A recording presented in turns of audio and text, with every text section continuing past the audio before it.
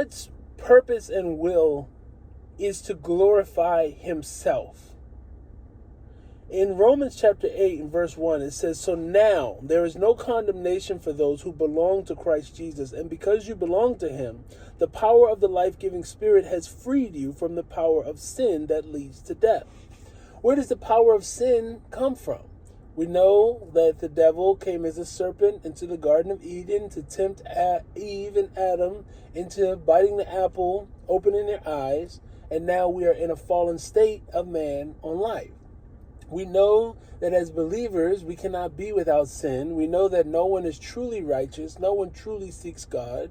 We know that our sinful nature rebels against God. It is hostile towards God, as it says. But the question people say is that I don't like to hear is that people say that God's not in control of the evilness or the wickedness in the world. So there's a Proverbs that says, look it up, God has a day planned for the wicked. He uses all things for the good of those who love the Lord. All things like the weather and the day and the light and the constellations, like every occurrence and happening in imagination in the whole world, in the solar system, is used towards the good of those who love the Lord. I think it's interesting in Romans chapter 8, verse 20, it says, "Against its will, all creation was subjected to God's curse." We think about God's curse. Why would they say God's curse? And that's the existence that we have here on earth. You know, like the fact that we are in a fallen state, the fact that we cannot be redeemed until we are called or until the judgment day comes. But then this is why we also lean on all of the promises that God gives us. Verse 28 of Romans chapter 8 says that we know God causes all things to work together for the good of those who love God and are called according to his purpose for them.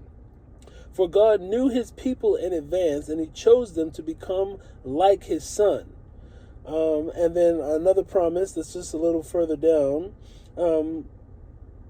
Can anything ever separate us from Christ's love? Does it mean that he no longer loves us if we have trouble or calamity, or are persecuted, or hungry, or destitute, or in danger, or threatened with death? For your sake we are killed every day. We are slaughtered like sheep. You know, like I said, God's righteousness far surpasses our understanding.